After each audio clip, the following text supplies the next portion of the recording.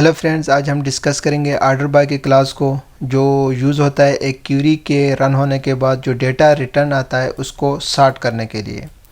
अब ये डेटा जो रिटर्न आता है इसको हम सॉर्ट कर सकते हैं असेंडिंग या फिर डिसेंडिंग ऑर्डर में। अब सबसे पहले हम ये देखें कि कौन सी ऐसी क्यूरी है जिसको अगर हम यूज़ करें तो डेटा रिटर्न आता है, वो है सिलेक्ट की क्यूरी। तो ये कंफर्म हो गया कि सिलेक्ट की क्यूरी में हम ऑर्डर बाय के क्लास को यूज़ करते हैं। और सेकंड, अगर हम बात करें असेंडिंग या फिर डिसेंडिंग ऑर्डर क्या होता है, तो असेंडिंग ऑर्डर में हमेशा जो डेटा होता है वो टॉप टू बॉटम सॉर्ट होता है और डिसेंडिंग ऑर्डर में हमेशा बॉटम टू टॉप सॉर्ट होता है।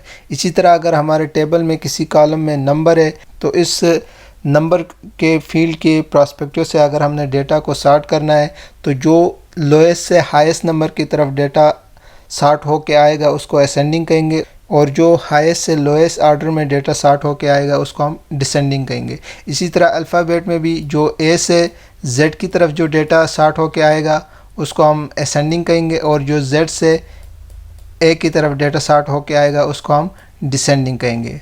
फिर अगर हम सिंटैक्स की बात करें इस क्लॉज की, तो उसका सिंटैक्स है कि सिलेक्ट, क्योंकि ये सिलेक्ट की क्यूरी में यूज़ होता है।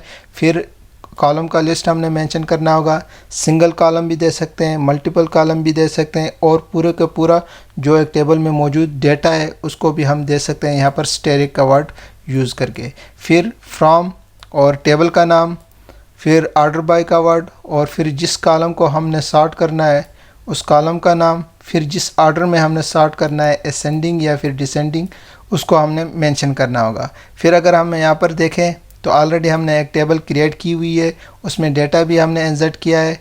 और फिर हम यहाँ पर ये वाली जो कॉलम है emp_id, इसकी प्रोस्पेक्टिव से देखें तो जो डेटा है वो असेंडिंग ऑर्डर में सॉर्ट हुआ है, क्योंकि असेंडिंग ऑर्डर में जो नंबर्स होते हैं वो हमेशा सॉर्ट होते हैं लोएस्ट से हाईएस्ट की तरफ। जैसा कि हम यहाँ पर देख सकते हैं डेटा जो है वो लोएस्ट से हाईएस्ट के ऑर्डर में यहाँ पर सॉर्ट हुआ है। तो चलें, ये असेंडिंग में है तो इसको हम डिसेंडिंग ऑर्डर में कैसे सॉर्ट कर सकते हैं उसको देखते हैं। उसके लिए एसक्यूएल डेवलपर में जाते हैं और सबसे पहले मैं इस टेबल में मौजूद डेटा को देखूं, सिलेक्ट स्टेरिक फ्रॉम emp करके, और इसको रन करूं तो सारा डेटा हम यहाँ पर देख सकते हैं। और अब हमने इस डेटा को डिसेंडिंग ऑर्डर में सॉर्ट करना है emp_id के जो फील्ड के प्रोस्पेक्टिव है उससे। तो चलें उसको देखते हैं, select steric from emp order by emp_id। हमने डिसेंडिंग ऑर्डर में सॉर्ट करना है तो DESC लिख के रन करेंगे कमांड, तो यहाँ पर जो डेटा है वो डिसेंडिंग ऑर्डर में सॉर्ट होगा। अब अगर दोबारा हमने असेंडिंग ऑर्डर में सॉर्ट करना है तो उसके लिए क्यूरी होगी select steric from emp order by emp_id और असेंडिंग करके ASC लिख के हम इस क्यूरी को रन करेंगे तो दोबारा ये असेंडिंग ऑर्डर में डेटा सॉर्ट होके आ गया। इसी तरह अगर हम किसी सिंगल कॉलम के डेटा को कोई भी ऑर्डर में हम देखना चाहते हैं, जैसे कि हम चाहते हैं कि emp_name वाली जो कॉलम है इसके डेटा को हम डिसेंडिंग ऑर्डर में देखना चाहते हैं, तो उसके लिए हमारे पास क्यूरी होगी select emp_name from emp table order by.